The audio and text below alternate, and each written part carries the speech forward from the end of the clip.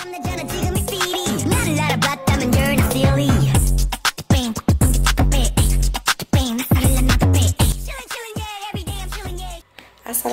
warahmatullahi wabarakatuh. Perkenalkan, nama saya Nisa Putri dengan NIM 230413700090 dari Ekonomi Syariah. Di sini saya akan menjelaskan materi tentang instrumen peran pemerintah dalam kerangka ekonomi Islam, kebijakan fiskal dan moneter syariah. Selamat menyaksikan. Apa sih kebijakan fiskal dalam Islam? Jadi, kebijakan fiskal dalam Islam merupakan kebijakan yang dibuat oleh suatu pemerintah untuk dapat mengarahkan ekonomi suatu negara melalui pengeluaran dan pendapatan melalui pajak pemerintah.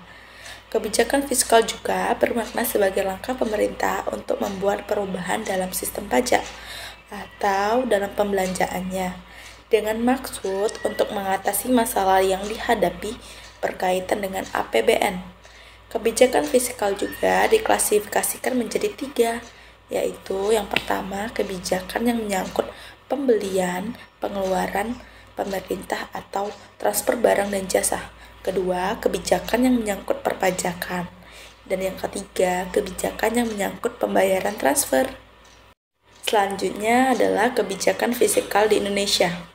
Kebijakan fiskal adalah salah satu perangkat kebijakan ekonomi makro dan merupakan kebijakan utama pemerintah yang diimplementasikan melalui APBN. Kebijakan ini memiliki peran yang penting dan sangat strategis dalam mempengaruhi perekonomian, terutama dalam upaya mencapai target-target pembangunan nasional. Apa sih tugas Menteri Keuangan?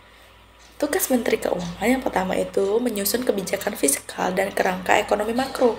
Yang kedua, menyusun rancangan APBN dan rancangan perubahan APBN. Ketiga, mengesahkan dokumen pelaksanaan anggaran. Yang keempat, melakukan perjanjian internasional di bidang keuangan. Dan yang kelima, menyusun laporan keuangan yang merupakan pertanggungjawaban pelaksanaan APBN.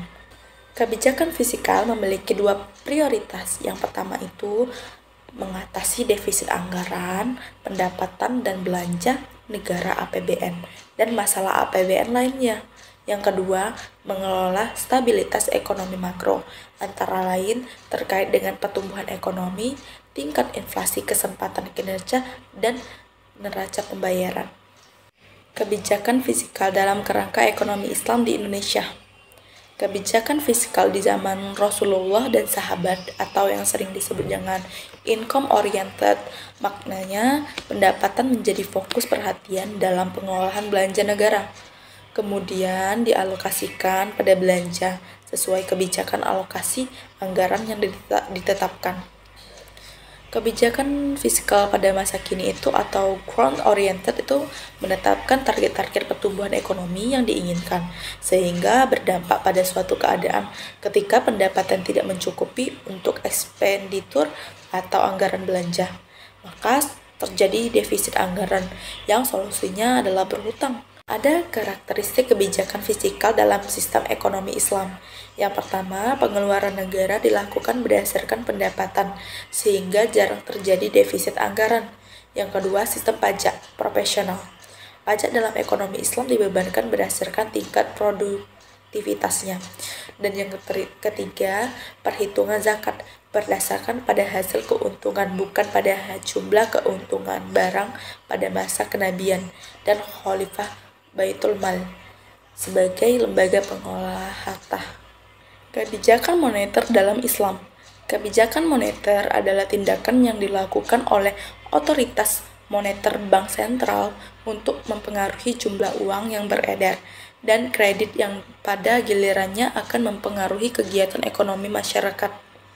Bank sentral adalah lembaga yang berwenang melakukan kebijakan moneter untuk mempengaruhi jumlah uang yang beredar dalam mencapai tujuan. Kebijakan moneter dilakukan oleh Bank Sentral atau BI atau Bank Indonesia untuk mencapai stabilitas rupiah yang tercermin dari indikator inflasi dan nilai tukar rupiah. Tujuan kebijakan moneter juga adalah untuk mendukung terjadinya sasaran ekonomi makro, yaitu pertumbuhan ekonomi yang tinggi, stabilitas harga pemerataan, pembangunan, dan kebijakan neraca pembayaran. Uang itu berasal dari bahasa Arab, yaitu nukut warid ain, fulus, nukut warid. Uang berasal dari bahasa Arab, yaitu nukut atau warik ain atau fulus. Uang juga didefinisikan sebagai segala sesuatu benda yang diterima oleh masyarakat sebagai alat perantara dalam melakukan tukar-menukar atau perdagangan dan pengukuran nilai. Jadi, ada 3 motif orang memegang uang. Yang pertama itu motif transaksi atau uang untuk memenuhi kebutuhan transaksi sehari-hari. Yang kedua, motif precautionary, yaitu uang untuk berjaga-jaga jika ada kebutuhan mendesak. Yang ketiga, motif investasi atau saving. Uang digunakan agar jumlah dan nilainya bertambah. Jadi, ada Imani Syariah, merupakan Bank for International Settlement atau BSI. Imani adalah produk storage full atau prepaid di mana sejumlah nilai uang disimpan dalam suatu media elektronis yang dimiliki oleh seseorang dengan dipersamakannya uang elektronik dengan uang. Maka pertukaran antara nilai uang tunai dengan nilai elektronik merupakan pertukaran atau jual beli mata uang sejenis. Dalam literatur fikih muamalah disebutkan dengan al-syab, yaitu tukar menukar jual beli mata uang. Baiklah, kesimpulan pada materi hari ini adalah kebijakan fiskal merupakan kebijakan yang dibuat oleh suatu pemerintah untuk dapat mengarahkan ekonomi suatu negara melalui pengeluaran dan pendapatan berupa pajak pemerintah. Dalam konteks negara Indonesia, diwujudkannya diantaranya melalui APBN. Kebijakan fiskal ini memiliki 3 fungsi utama, yaitu fungsi alokasi, distribusi, dan stabilisasi. Prioritasnya adalah mengatasi defisit anggaran pendapatan dan belanja negara APBN dan masalah-masalah APBN lainnya, serta mengelola stabilitas ekonomi makro antara lain terkait dengan pertumbuhan ekonomi, tingkat inflasi, kesempatan kerja, dan neraca pembayaran.